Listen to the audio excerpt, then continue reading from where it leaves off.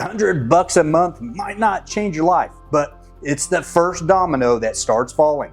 I'm going to show you exactly how much you need to invest, which ETFs I'm using, and the specific roadmap to hit this goal in 2026. Let's get into it. So why start with $100 a month? Because it's achievable, it's measurable, and most importantly, it proves the system works. This isn't about quitting your job tomorrow. This is about building something real that compounds over time. And here's the thing most people don't realize. With 3 to 4% yields readily attainable in today's market, dividend ETFs are looking like one of this year's early winners. The market conditions in 2026 are actually working in our favor for dividend investors. Once you see that first $100 hit your account, money you didn't trade your time for, everything changes. You start thinking differently about money.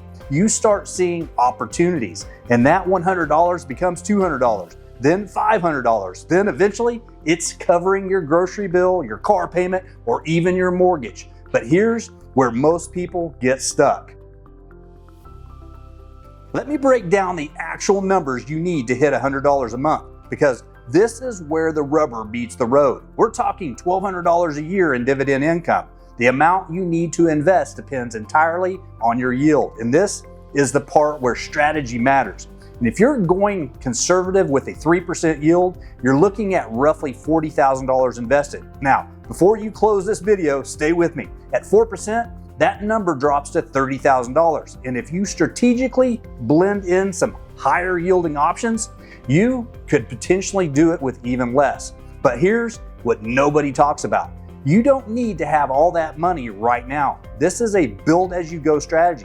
Every month you're adding to your position, you're buying more shares, and those shares are generating more dividends that can be reinvested. Let me show you the 3 ETF strategy I'm actually using.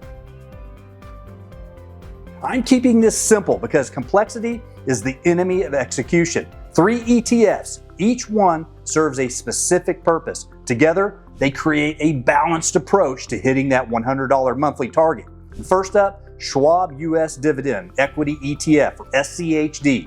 The SCHD generates a yield of about 4% while also delivering a 5-year return of over 35%. This is my foundation. Why? Because it's not just about the dividend. It's about the quality of the companies paying it. And SCHD invests in 100 plus companies that have consistently increased their dividends. And these companies, dividend growth has averaged around 12% over the last 5 years. That means your income isn't just sitting still, it's growing. And the expense ratio is only 0.06%, which means more money stays in your pocket. And this is my core holding. And if I'm putting $30,000 into this strategy, roughly $15,000 is going into SCHD. At a 4% yield, that's $600 a year or $50 a month. And we're halfway to our goal with just one ETF. And here's where it gets interesting. Second position, Vanguard High Dividend Yield ETF, VYM. The VYM invests in nearly 600 stocks across 10 sectors and has delivered a 5-year return of over 64%. The yield is lower at around 2.44%, but the diversification is incredible. This is your stability play. With VYM, you're getting exposure to financials, technology, and industrials. It's like having a built-in safety net across the entire market. And the expense ratio is also 0.06%. Vanguard is known for keeping costs low.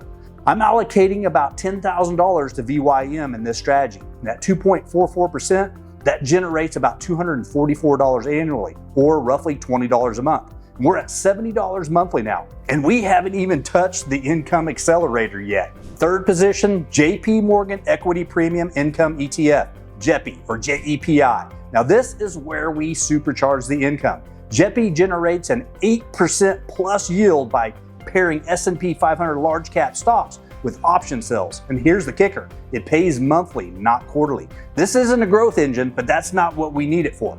We need it for cash flow, and JEPI delivers. With the remaining $5,000 in our $30,000 portfolio allocated here, we're looking at about $400 annually, or $33 plus per month. Add it up, $50 from SCHD, $20 from VYM, $33 from JEPI. we've just hit $103 a month in passive income with a $30,000 portfolio strategically allocated across 3 ETFs. But here's the part that really makes this work. You've got 2 options for making this grow faster, and most people don't realize they can do both simultaneously. Option 1, dividend reinvestment, DRIP. Every dividend payment automatically buys more shares. No fees, no thinking required. This is how you harness compound interest in real time. Let me give you a real example. If you invested at Enbridge 20 years ago with dividend reinvestment, your total return would be 1,717%, or 15.96% annually, with the end investment of $175,399. But if you said no to reinvesting dividends, your total return would be 1,073%, or 13.09% annually, with the end investment of $117,238.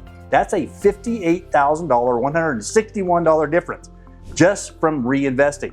When you're building toward that $100 monthly goal, DRIP is your best friend. Every payment buys more shares. More shares generate more dividends. More dividends buy even more shares. This is the snowball effect everyone talks about, but few people actually implement. Now, option 2, dollar cost averaging. This is your contribution strategy. Whether it's $100 a month, $500 a month, or whatever you can consistently invest, you're buying in at regular intervals regardless of the market price. Some months you'll buy high, some months you'll buy low. Over time, it averages out, and you remove the emotional decision making from investing. And here's what this looks like in practice. If you're starting from zero and contributing $500 a month while reinvesting dividends, you could potentially hit that $30,000 portfolio in about 5 years. But here's the magic. You won't have to wait 5 years to see your first dividend payment. You'll start receiving income from day one, and it grows every single month. Now let's talk about what you actually need to do. Step 1 is the hardest, but also the most important. Open a brokerage account if you don't have one. I personally use Fidelity, but Schwab and Vanguard are both excellent choices. The key is picking one and getting started. Analysis paralysis kills more financial dreams than bad investments ever will. And step 2, set up automatic contributions. Whatever amount you've decided on, $100, $200, $500, make it automatic. The money moves from your checking account to your brokerage account before you can spend it on something else. This is how you pay yourself first. And step 3, buy your first shares. Start with SCHD if you're only buying one to begin. Get that first dividend payment scheduled. Feel what it's like to receive money you didn't trade your time for. That feeling is addictive in the best way possible. Step 4, enable dividend reinvestment on all positions. Most brokerages make this a simple toggle in your account settings. Turn it on and let the compounding begin. Step 5, track your progress monthly. I keep a simple spreadsheet showing my total investment, my average yield, and my projected monthly income. Watching that number grow from $5 to $10 to $25 to $50 keeps you motivated when the market gets choppy. Let me be straight with you about the risk, because I'm not here to sell you a fantasy. These dividend ETFs have higher risk of principal loss compared to risk-free US Treasuries. The stock market goes up and down. Your $30,000 investment might be worth $27,000 next month, and then $33,000 the month after that. But here's what matters. As long as you're not selling, the dividends keep coming. The 66 companies that made the cut for the 2026 S&P 500 Dividend Aristocrats list have increased their dividends for 25 consecutive years. These companies paid dividends through 2008, through COVID, through every market crash in between. The key is diversification and quality. That's why we're using ETFs instead of individual stocks. That's why we're spreading across 3 different funds with different strategies. We're building a system designed to weather the storms. $100 a month is just the beginning. It's proof of concept. It's your first taste of financial freedom. And once you've built this foundation, scaling to $500 a month, $1,000 a month, or even replacing your entire income becomes a matter of time and consistency, not luck. The market conditions in 2026 are actually setting up favorably for dividend investors. Interest rates are expected to come down, which historically benefits dividend stocks. The rotation away from pure growth and back toward value and income is already happening. Your escape plan doesn't start when you've saved $1 million. It starts with the first $100 a month in passive income that proves you can build income streams independent of your time. This is how you buy back your freedom, one dividend payment at a time. If you found this roadmap helpful, hit that subscribe button because I'm documenting this entire journey. And check out this next video for more tips and strategies. Then stop watching videos and go open that brokerage account. Your first dividend payment is waiting.